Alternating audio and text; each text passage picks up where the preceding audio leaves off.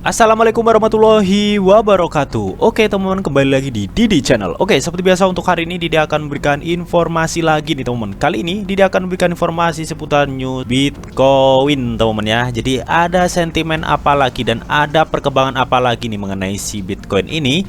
Nanti bakal dibahas semua di video ini, jadi pastikan kalian tonton sampai habis. Oke, namun seperti biasa sebelum melanjutkan video ini, jangan lupa kalian tekan tombol subscribe dulu ya teman-teman, karena sekali subscribe itu gratis. Dan tentunya kalian akan mendapatkan update-update video terbaru dan info-info terbaru dari Didi Channel. So gak usah lama, langsung kita kepoin. Jadi Nah oke teman-teman, di sini Didi setelah masuk di Coin Market Cap teman-teman ya, seperti biasa kita akan cek and recheck nih mengenai kondisi market kripto saat ini teman-teman ya. Oke, di mana di sini terlihat ya, induk kripto itu mengalami pertumbuhan lagi nih cuy, sebesar 1,62% dalam kurun waktu 24 jam. Dan saat ini ya, Bitcoin itu terlihat berada di level 22.000 US dollar ya, setelah kemarin sempat turun ke 18, naik ke 19, terus ke 20 teman-teman ya. Dan saat ini terbang lagi ke 22.000 US dollar teman-teman ya. Kalau dirasa teman-teman, Bitcoin itu akan satu aja teman-teman ya, di area sekitar 20 hingga 25.000 US dollar teman-teman ya, karena melihat dari kondisi market global yang tidak memungkinkan lah untuk saat ini teman-teman. Nah, di video Didi sebelumnya teman-teman ya, Didi itu juga sudah menjelaskan nih bahwa kondisi market global saat ini itu tidak memungkinkan ya, baik untuk saham juga untuk dunia cryptocurrency teman-teman ya. Dan kemarin juga Didi sudah menjelaskan ya bahwa si Vladimir Putin ya menyetop gas, minyak, batu bara ya, atau bahan-bahan energi lah ke Eropa, yang menyebabkan Eropa itu terancam membeku ya di musim dingin yang akan datang cuy. Dan itu akan menyebabkan porak-poranda perekonomian di Eropa teman-teman. Tentunya itu juga berdampak ke ekonomi global dan dunia per-cryptocurrencyan cuy ya. Makanya Didi bilang saat ini tuh ekonomi global masih dibayang-bayang resesi teman-teman. Oke. Nah, lalu ada update news apa sih mengenai si Bitcoin ini? Langsung kita kepoin. Jadi Nah, oke teman-teman, di sini dikutip dari bitcoin.com, di mana di sini ya, Perdana Menteri Hungaria nih mengatakan Eropa telah kehabisan energi di tengah kebutuhan gas Rusia teman ya. Jadi ini newsnya nyambung seperti yang sudah dibahas kemarin ya, bahwa Vladimir Putin telah menyetop bahan-bahan energi ya, seperti gas, minyak, batu bara ke Eropa, yang mengakibatkan Eropa itu terancam beku teman ya, kata si Vladimir Putin, karena si Eropa ini akan menyambut musim dingin kurang lebih 4 bulanan teman ya. Nah, akhir-akhir ini teman ya, seorang Perdana Menteri Hungaria teman mengatakan katanya Eropa itu telah kehabisan energi ya. Baru di stop kemarin udah menyatakan kehabisan energi teman. Ini padahal belum masuk ke musim dingin cuy. Nah, ini tentunya sudah berdampak banget ya ke ekonomi Eropa ya teman-teman. Ini jadi mulai sudah berefek nih, imbas dari keputusan Putin tersebut teman. Oke, di sini dijelaskan Eropa menderita dan berjuang untuk menahan krisis energi menurut berbagai laporan yang mengatakan zona euro mungkin harus menghadapi musim dingin yang dapat menyebabkan penjatahan energi dan pemadaman teman ya. Jadi ngeri-ngeri sedap teman ya. Tentunya di musim dingin teman ya, warga Eropa itu juga sudah siap sedialah untuk penghangat nantinya untuk menyambut musim dingin. Nah, namun kali ini musim dingin di Eropa itu sungguh menyeramkan lah teman ya, dimana di waktu musim dingin ya sudah energi terbatas, lalu di sini katanya itu ada penjatahan energi dan pemadaman. Nah, seperti apa nih kira-kira nantinya teman ya. Jadi ini menurut Didi tuh keputusan Putin tuh sudah mulai berefek dan sudah mulai dirasakan oleh warga Eropa cuy. Ini baru beberapa hari hitungannya teman ya dari keputusan Putin itu teman, yang akan menyetop gas, batu bara dan minyak ke Eropa cuy. Apalagi nanti sudah mendekati musim dingin teman ya. Udahlah, nggak tahu.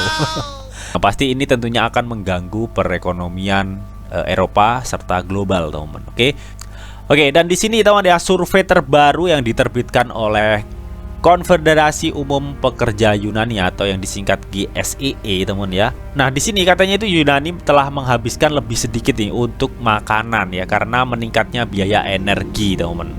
Jadi bisa dibilang teman ya, pengeluaran orang Yunani ini teman ya lebih banyak di energi daripada untuk makanan cucu ya, karena ya itu tadi efek dari keputusan si Vladimir Putin teman ya, yang sudah dijelaskan ini akan menyebabkan olengnya perekonomian Eropa teman ya. Dan saat ini sudah mulai dirasakan cuy.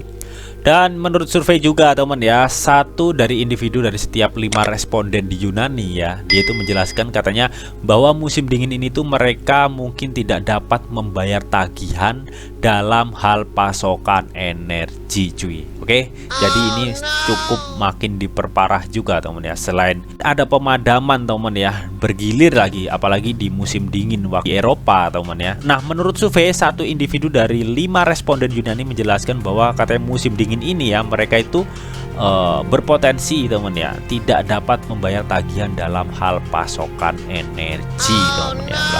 Terus bagaimana tuh nasib warga Eropa ya, khususnya di Yunani ini teman. Dan di sini teman ya, seorang menteri Hongaria atau yang bernama Viktor Orban teman memperkirakan bahwa Eropa itu akan menghadapi resesi di tengah inflasi panas di kawasan itu ya. Dan tentunya orang Eropa yang telah mensanksi Rusia tentunya menyalahkan Rusia ya, kenapa menginvasi Ukraina. Namun kalau kita lihat dari sudut pandang lain ya, kenapa pihak Eropa itu kalau misalkan masih membutuhkan energi dari Rusia ya, kenapa mereka memberikan sanksi ekonomi terhadap Rusia sedangkan mereka itu masih butuh energi di Rusia itu teman ya. Jadi itu yang menurut Didi cukup aneh teman ya. Mereka sebenarnya masih membutuhkan namun sok-sokan menyangsi Rusia ya, dimana Rusia itu dikenal sebagai negara yang memiliki energi yang cukup besar teman ya di dunia ini teman. Bahkan Eropa itu ketergantungan energi hingga 40% cuy ya.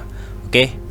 Jadi intinya di sini teman ya, Perdana Menteri Hongaria teman ya atau si Orban ini menjelaskan ya, katanya situasi di Eropa saat ini tuh kehabisan energi teman ya. Jadi ini menurut Didi itu awal dari olengnya perekonomian global teman ya, yang diakibatkan oleh efek keputusan Putin kemarin yang akan menyetop gas batubara minyak ke Eropa cuy. Jadi buat kalian teman hati-hati dengan market saat ini. Paling enggak dari aset portofolio kalian tuh harus save fiat teman ya. Ini kalau menurut Didi pribadi teman ya. Buat berjaga-jaga kalau misalkan ada oleng yang sangat besar untuk perekonomian global dan market cryptocurrency cuy. Dan kalian juga wajib doyon riset mengenai hal ini. Oke. Nah, terlepas dari masalah penyetopan energi ya Rusia ke Eropa teman ya. Di sini ada info menarik nih mengenai Bitcoin teman ya. Di sini dikutip dari YouTube Today, katanya MicroStrategy kembali untuk membeli lebih banyak Bitcoin, teman-teman. Akankah ini berdampak pada harga BTC ya? Jadi kita ketahui teman ya, CEO dari MicroStrategy itu adalah salah satu maksimalis Bitcoin yang bernama Michael Saylor, teman ya.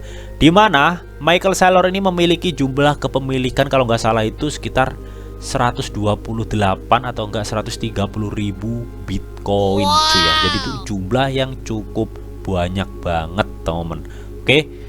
Makanya kemarin sempat sudah dibahas juga ya mengenai kisruh nih atau selek ya antara Michael Saylor dengan Vitalik Buterin teman-teman. Jika kalian belum tonton videonya, kalian bisa tonton dulu deh ya di video di sebelumnya. Oke, di sini Tommy Wellbot ya menjelaskan perusahaan menyatakan bahwa itu akan menghemat semua potensi pendapatan di masa depan untuk membeli lebih banyak Bitcoin. Jadi intinya di sini teman ya, perusahaan MicroStrategy atau yang memiliki Michael Saylor ini teman ya. Michael Saylor tuh bertujuan untuk membeli Bitcoin lebih banyak temen ya, dengan alasan temen ya, katanya itu membeli Bitcoin saat ini ya untuk menghemat semua potensi pendapatan di masa depan katanya. Ya memang karena Michael Saylor ini adalah salah satu maksimalis dari Bitcoin teman-teman. Tentunya dia itu cukup sangat bullish untuk Bitcoin ke depannya ya, melihat dari historinya Bitcoin makin kesini juga makin mahal harganya serta adopsi global meningkat dan suplainya makin berkurang.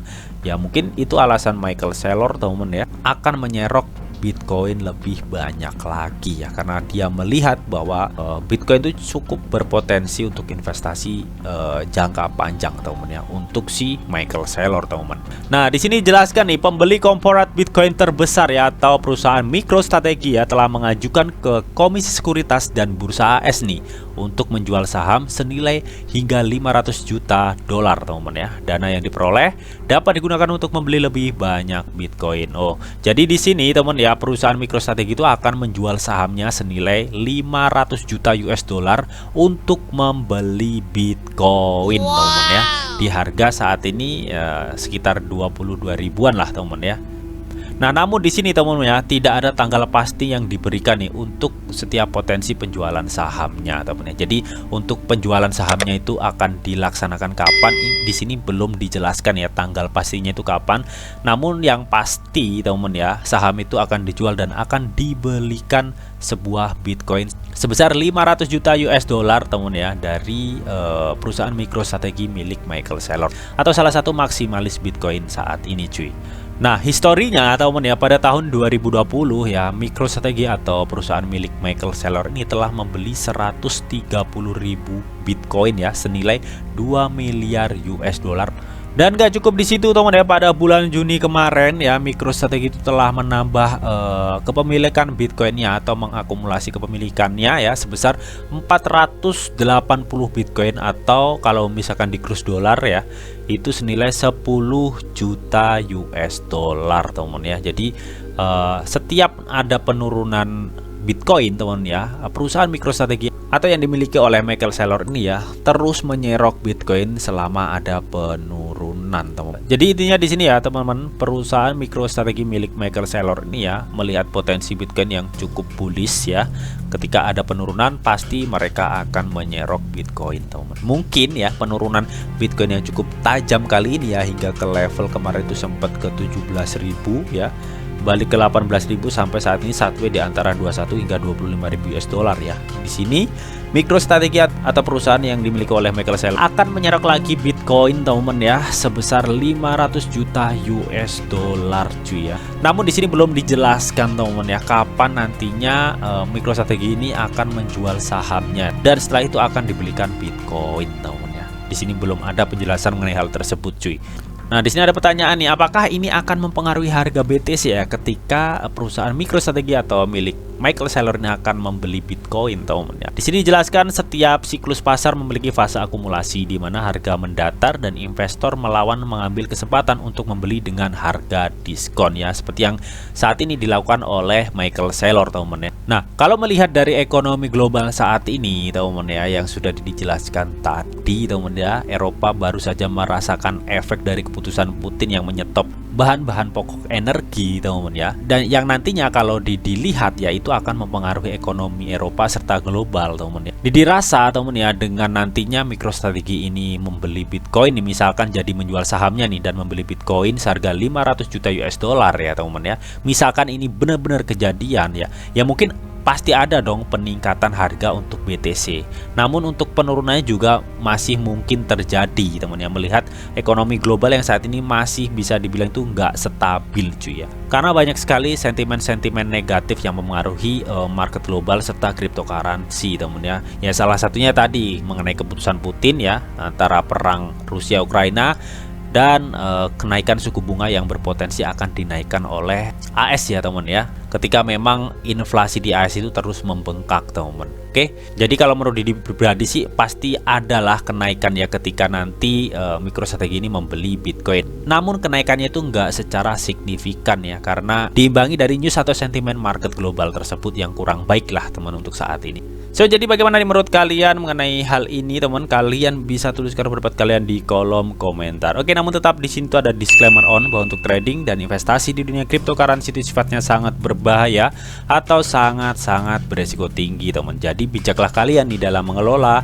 atau memanajemen keuangan kalian. Semua keputusan yang kalian ambil adalah tanggung jawab kalian masing-masing. Di sini Didi hanya memberikan informasi yang Didi tahu untuk kalian semua. Oke. Mungkin itu aja yang bisa Didi sampaikan di video ini. Semoga bisa bermanfaat. Jika kalian suka video ini, jangan lupa kalian klik like, share, komen, dan di subscribe teman, karena sekali lagi subscribe itu gratis. Dan tentunya kalian akan mendapatkan update-update video terbaru dan info-info terbaru dari Didi Channel. Oke, sampai jumpa.